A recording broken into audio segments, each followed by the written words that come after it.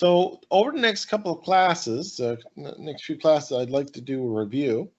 The situation is I can't come tomorrow. So I had originally planned for a class tomorrow, but this morning I found that I'm tied up at 2 o'clock tomorrow, and there's no way that I can get straightened away by 2:30.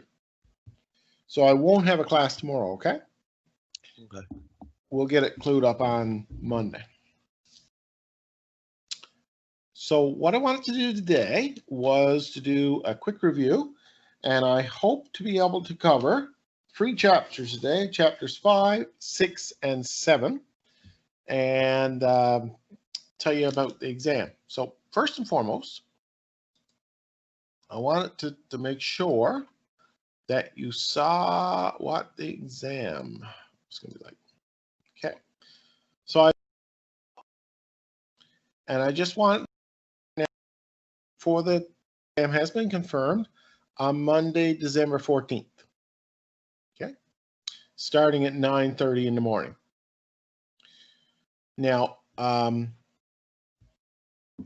it will be an online exam, and the exam will have 70 multiple choice questions taken from chapters 5 through 11, and it will have 3 short answer questions with parts, and they will be worth 10% each. Okay, so as I say, there are 7 chapters that we're looking at here, and I'm going to hit upon the key things over the next couple of days of review that you should look at from the short answer point of view. Okay, this is the multiple choice. Obviously, take from the key objectives, which we've covered. So I've gotten to select those questions, but the short answer ones now I'll be the focus of my discussion. So any questions on that? Make sure you got a calculator. Make sure you got a calculator in the exam. Okay, well, I'm going to go back to chapter 5 then.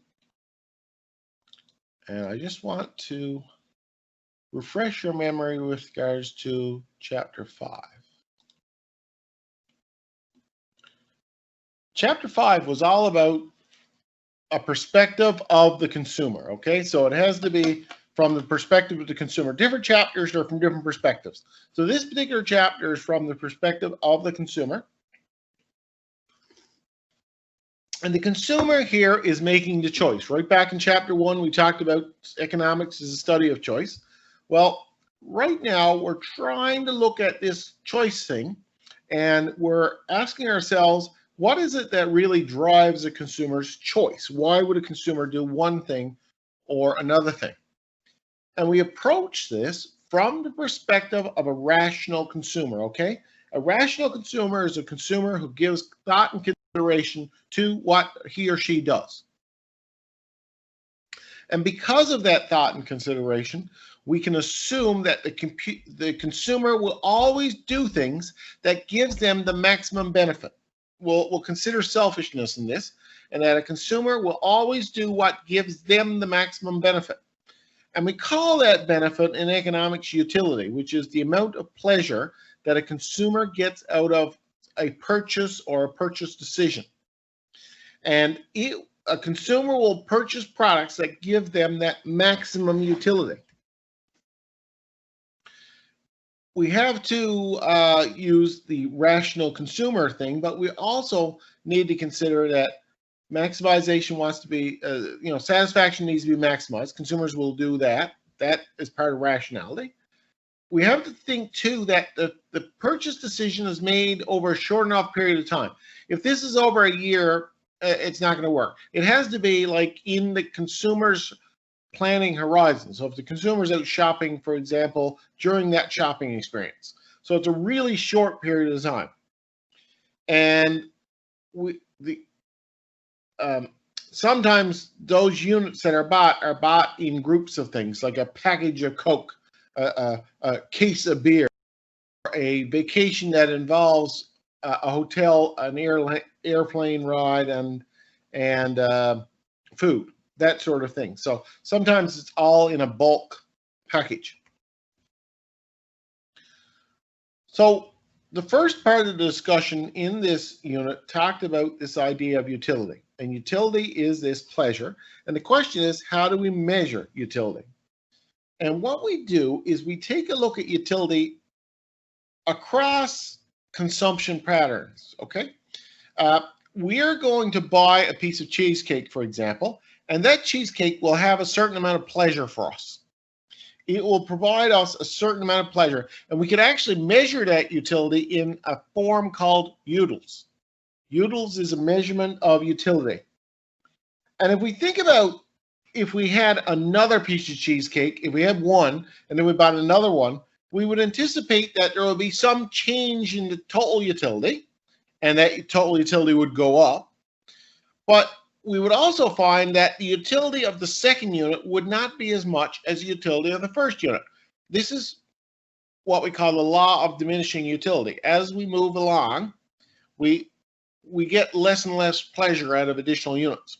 And we can measure this with something called marginal utility, which is the extra amount of utility that an extra unit brings. And formally, it's written a change in total utility over a change in quantity. But effectively, it's extra bit of pleasure that you get out of the next unit. We can demonstrate this concept of the law of diminishing marginal utility by looking at a typical situation where you go and buy a given product multiple times, such as a piece of cheesecake. So the first piece of cheesecake will have a utility of 45. So it will be 45 utils. The second piece of cheesecake would have a utility of 36, something less than 45, still not bad. The third piece of cheesecake, 25, lower again. Fourth piece, 21. Fifth piece, 12. Sixth piece, nothing. There's no additional benefit. And the seventh piece, you're going to get sick on it. You don't want it anymore. So it's actually a negative utils. We can see that our total utility increases as we consume more, but the marginal utility decreases. And it decreases usually at an increasing rate. So we should be able to calculate then total utility and marginal utility. Total utility is the absolute total, and marginal is the difference between the successive levels. So we've seen here in an example like this, you should be able to calculate total utility and marginal utility. So in this particular question here, utility started out as nothing. We never had anything. We went from nothing to 1. And that total utility was 20. In other words, that one unit gave us 20 utils of pleasure. So the marginal utility, then we'd fill that in to be simply 20. It went up 20. So the total utility is 20. In the second case, the total utility is 35, meaning it went from 20 to 35. So we had a second piece, and the total utility rose up by 15. Well, the marginal utility is the measure of how much it rose up, so the second blank would be 15. We can also work out in reverse. If we don't know what the total utility is in number 3, but we do know the marginal utility, so we looked at our total utility. It was 35 last time, and the total utility last time in the 2 units was 35, and we know that it went up by 15. Well, it was 35 last time, and it went up by 10, which is what the third one is saying to us. So if it went up by 10, we would figure out that the total utility would be 10 more than 35, or 45. Same thing here, where it went up by 8. It would be 45 plus the 8, which would be 53. And we could carry on and fill out such a plot diagram in this very simply. See how that works? Yep. Okay. So we're seeing this law of diminishing utility illustrated here with the cheesecake and less utility. And again, that's all very good, but how can we use this? What is the use of this? Well, we can use it to understand why people make choices among products. And we've got this little concept that's called the optimal purchasing rule. The optimal purchasing rule says that consumers will buy products that give them most pleasure, and they will look at a product and figure out their purchase sequence on products based on the assumption that the next unit will provide the most possible pleasure. So if we've got items, for example, that are of the same price, so let's assume that it's a piece of cheesecake or a cup of coffee. It's $5 per piece, so it's equal in terms of the money. We know that the cheesecake offers 200 utils and the coffee offers 250 utils. So if we got $20 to spend, someone's going to ask you, which one would you prefer? Well, if you look at the coffee has a higher utility than the cheesecake, so you're going to buy coffee. So that's $5 spent. Then we come back again for a second item. Now, the second item could be your first piece of cheesecake, which has a utility of 200, or a second cup of coffee, which has a utility of 220. Again, coffee has a higher utility, even though it's the second cup, so you're going to buy coffee. We'll come back again. We could buy a third cup of coffee or a first cheesecake. Well, the third cup of coffee has 150 utils. The first piece of cheesecake has 200. We're going to buy the cheesecake. So what you need to be able to do with the optimal purchasing rule is to determine which sequence of order that you're going to buy the product in based on maximizing utility. So it works of that format. Now, it's pretty straightforward to do if the price is the same, because its utilities per dollar are the same. But sometimes utilities are not the same. For example, we could have a different price for products. So for example, if cheesecake were $5 and coffee was $4, what we need to be able to do is in order to be able to reference utility on comparing oranges to oranges, what we need to be able to do is to calculate utility per dollar and use it as the basis for your comparison. So for example, the $5 cheesecake, if we know that the utility is 200 per piece, that is the equivalent of 40 per dollar. And the same thing with the coffee. If we know it's 250 and the coffee is $4, we know it's 62.50 per dollar. So if we had to make a choice between one and the other, even though they're different prices, we could do it now. We know that the coffee offers 62.50 62 and a half utils per dollar, whereas the cheesecake is only 40. And we do the exact same process that we just showed in the previous example, but it uses this utility per dollar. So you should be familiar with how do you do the utility per dollar in the optimal purchasing. So that's really the second major thing that comes in to play in that chapter. And again, I've outlined in the notes here how to calculate that. So what we're looking at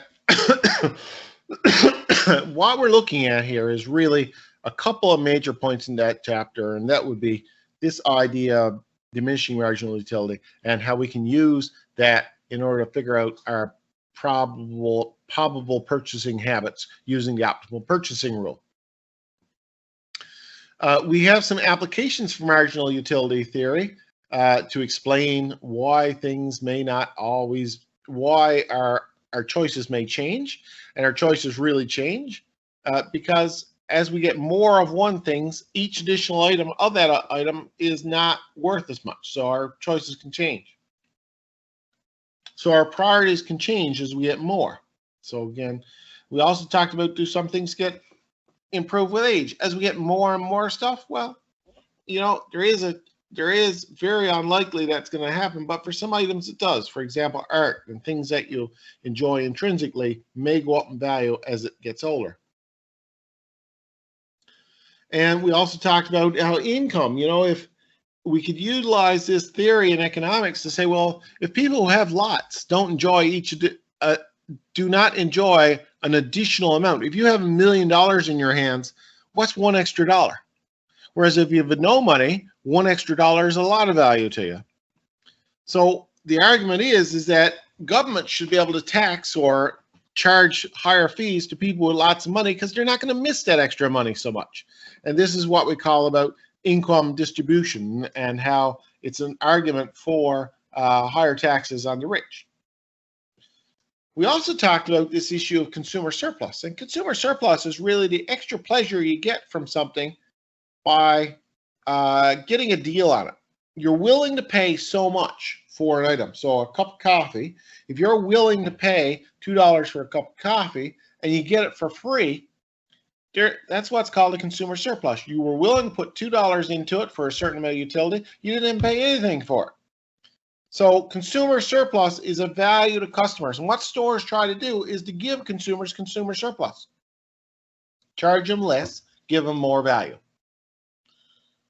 We've also talked about price discrimination too, and how some people value things more. And depending on if we can identify some customer characteristic or nature to customer, age, whether they're a student or not, that could indicate how much they'll value, and we can charge different prices accordingly. So we've done an extensive bit of work in this chapter with regards to margin of utility and the optimal purchasing rule, and we see that, all kinds of good stuff in Ferris Bueller on this.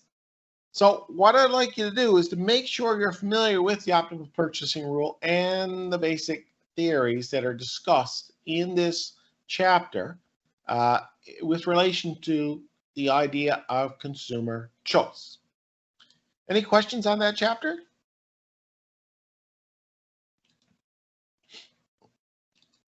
No, I don't think so. Nope. Okay, well, that's an important chapter. I would take a look at that one and be familiar with exactly what is going on there.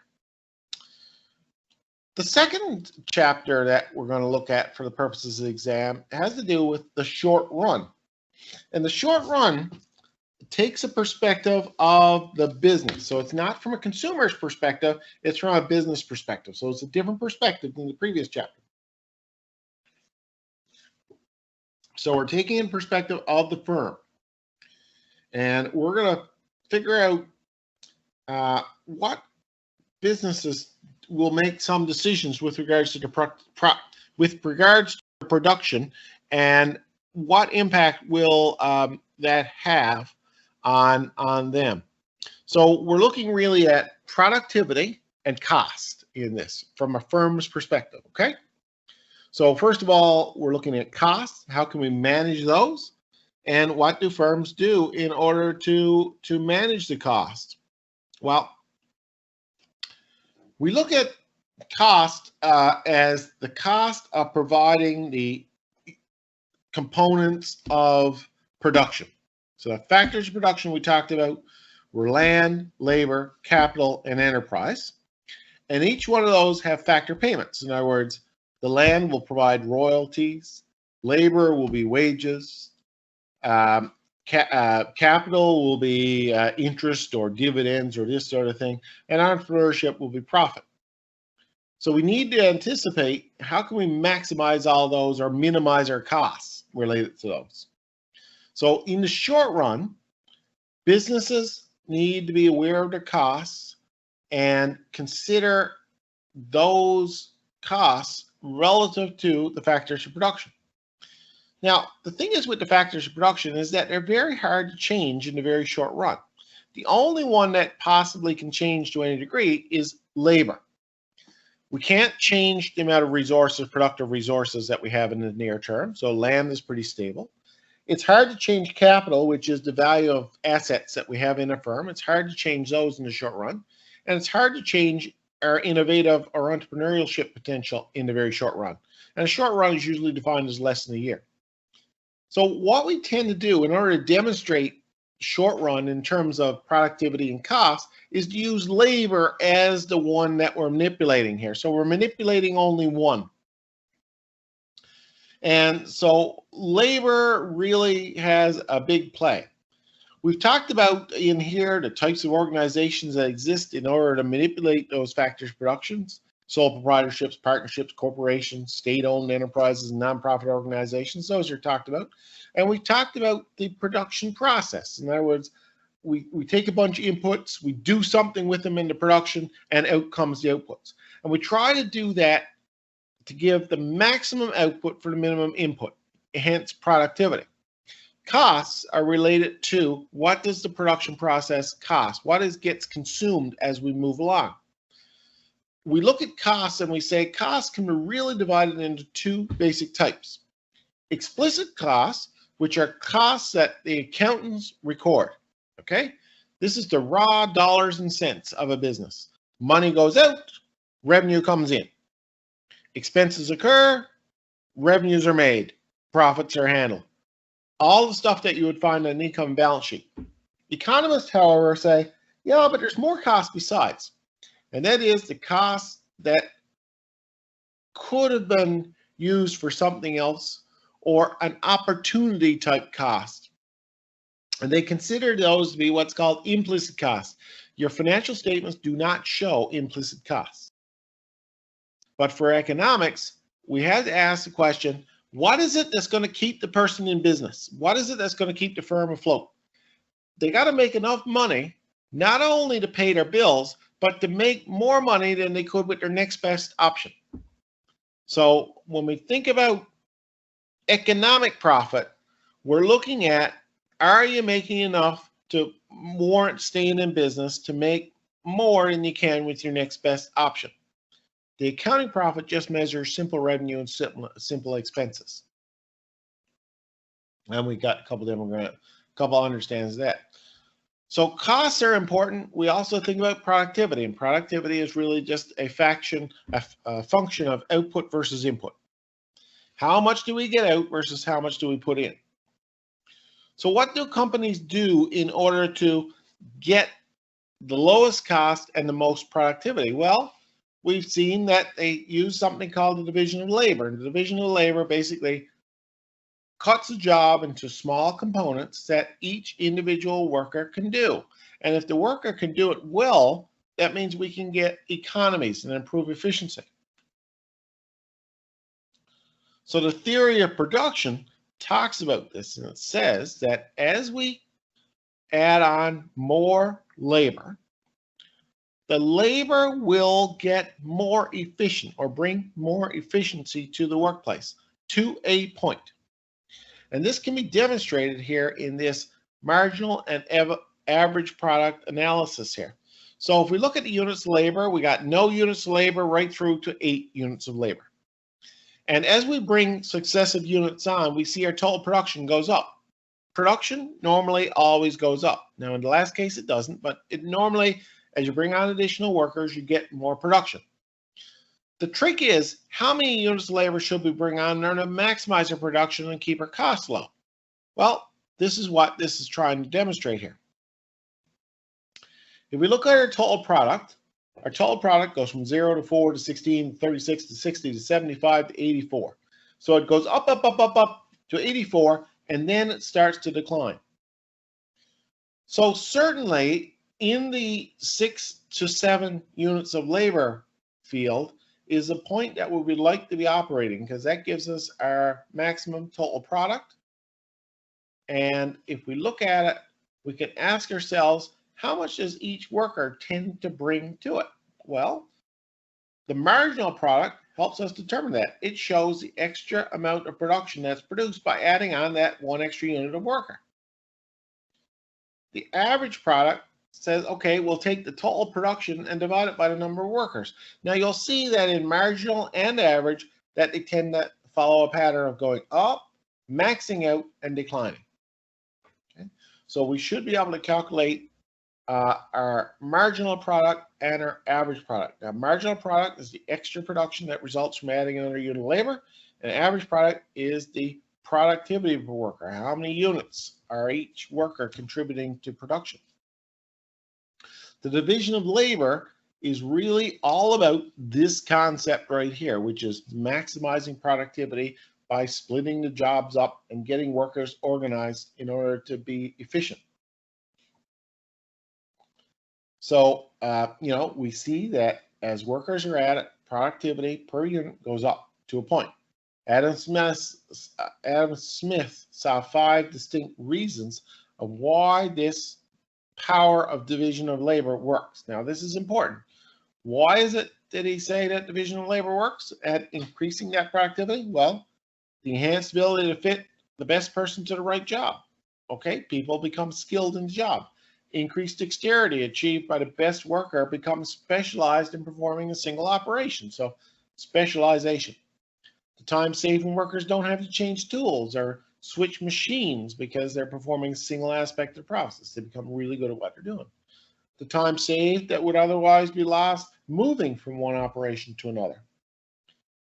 Or the machine specialization can be developed around specific discrete operations. A drill does drilling, for example, as opposed to doing a tool that does multiple tasks. When productivity per worker begins to drop, they say you're experiencing what's called a diminishing return. And the law of diminishing return states that the more units of a variable you increase, such as labor, at some point, that resulting increase will begin to decrease, assuming that at least one of the inputs is fixed. So the reason for the decreased marginal product labor is simply that factory size, the other units of production, are kept constant. So overcrowding, for example, in the workplace. So average product will rise if marginal product exceeds it. It will fall if marginal product is less than it. And we can graph this too. We can graph the total product, and you can see the top red line is total product. That's how much is being produced. We can graph average and marginal product, and you will see that marginal product crosses the average product line at its peak, and after it crosses it, average product starts to decline. So the maximum total product occurs at the 7th unit of labor. We can see that. The maximum marginal product at the 4th unit of labor, and the maximum average product at the 5th unit of labor. And this is the most productive point. So average product is the tool that we use in order to ask ourselves, are we being as productive as possible? And we had some examples there that we did in order to prove that. We also looked at costs in here. And if we think about costs, costs can be broken down into a couple of types. There's fixed cost and variable cost. Okay, so if we're looking at variable costs vary with units produced. The more we produce, the more our total variable cost is. Marginal cost is just measuring the difference between those additional costs. And the average variable cost is taking the variable cost and divide it by the output. And we can calculate these things here and put them in a data table, such as what's here. So you can see the total product, the marginal product is derived from the total product, the average product is derived from the total product and the units labor. Total variable cost is basically it's $120 per unit. There you can see that it's $120 a unit. Marginal cost is the additional cost per unit. And the average variable cost is just taking the total variable cost and dividing it by the output.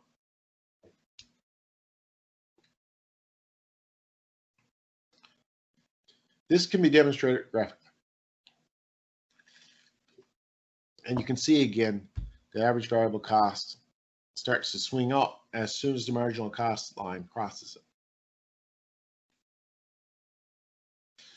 Total costs are a summation of the fixed costs and the average costs. And you can see this table is derived here. And our total cost is a total fixed cost plus our total variable cost. The average total cost is your total cost divided by your output. So we can see and plot all of these. Now, one of the things that we want to be aware of here, what we should take away, one of the things that we want to take away is what is and when is these events happening, okay? So we call diminishing returns occurring at the least marginal cost. That's the point of diminishing returns. Productive output, as we talked about, is when the average variable cost is lowest. And we call the economic capacity the bottom of our lowest point in average total cost. So you should be aware of those terms, okay? Be aware of what each of those mean. And you can calculate, we did the calculations on that. And a firm can cut costs by simply decreasing its output. You know, if you want to be a good firm to save money, you can decrease output. But that don't make a lot of sense if you want to make more money. So Companies need to cut their average total cost is really what they're talking about, as opposed to their costs. So these are all good. We've done lots of examples here, and you should be familiar with how to do those, because some of the short answer questions will be based on these. Okay, so make sure you're familiar with these. We've done them in class. So the short run, as I say, is really looking at cost and productivity. Any questions there? Nope. Okay, now let's take a look at one more thing.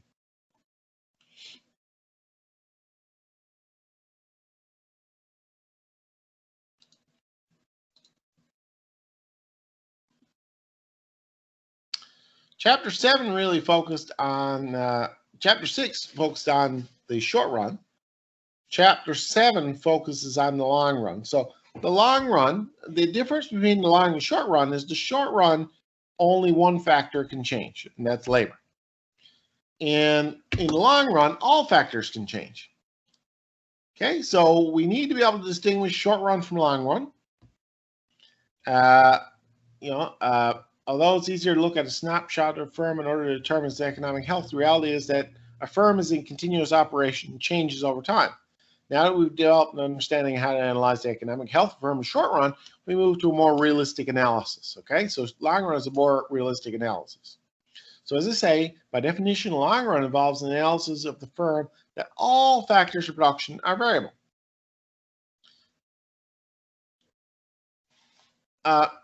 We see that in the short run, firms experience a decline in their marginal capacity.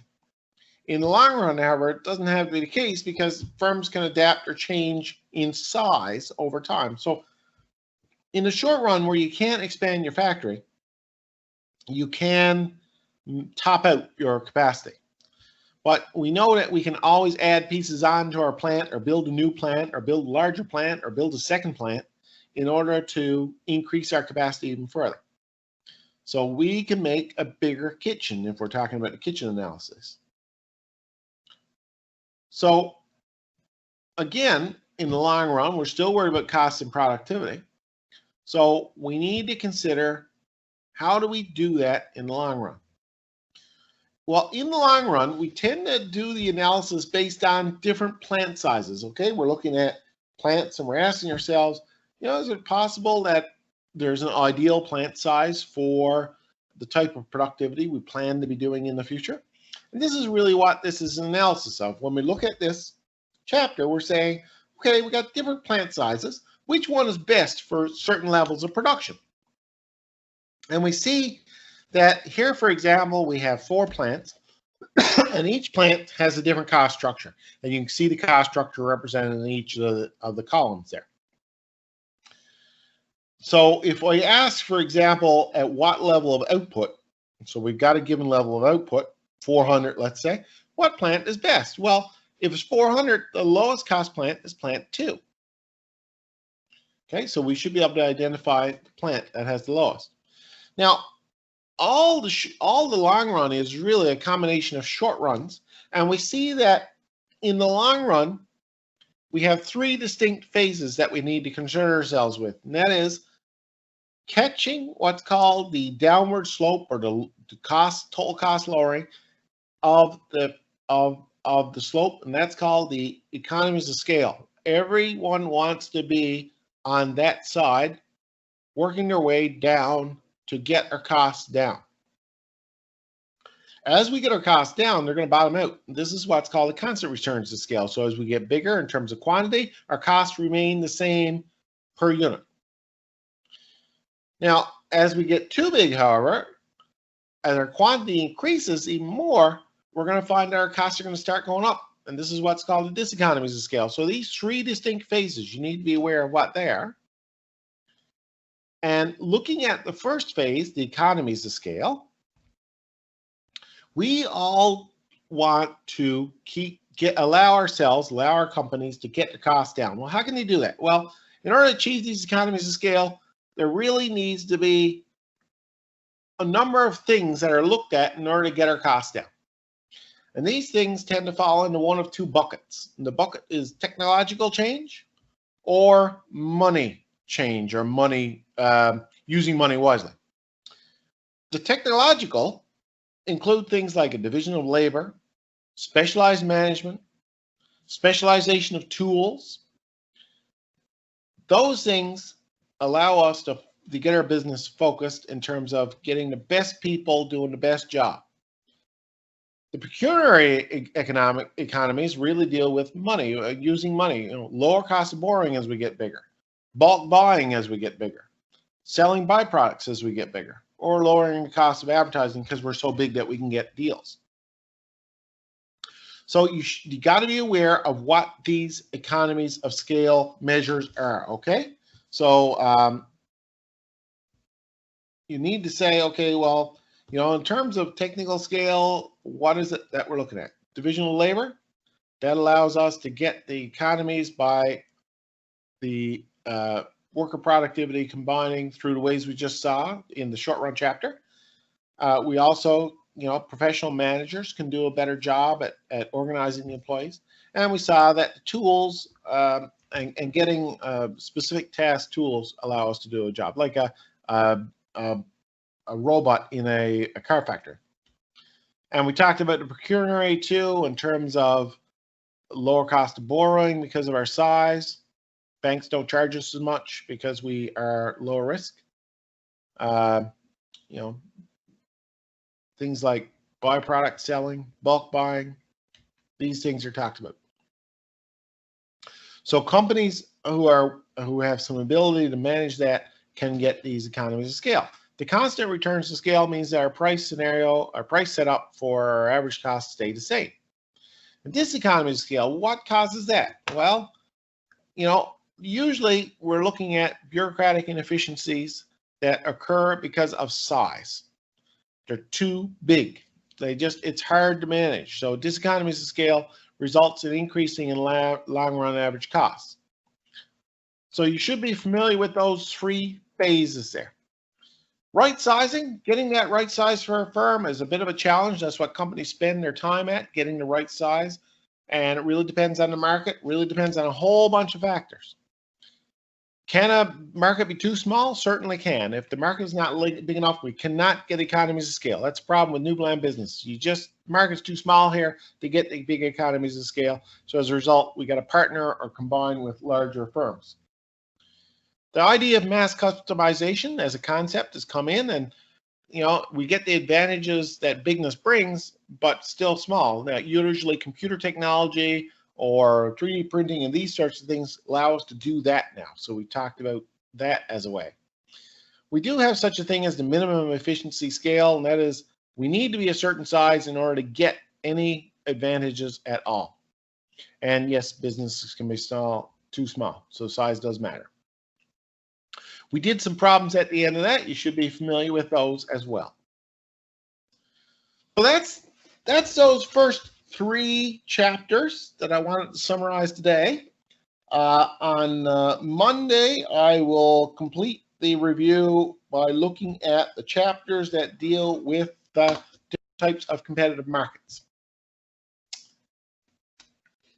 Any questions? Not at the moment, no. Okay, well, that's as far as I'm going to go today. Start reading your book and the material, review the material, and that way you should be all set for that exam. All right, perfect. Thanks. Yeah, see you, everyone. Have a good day. You too.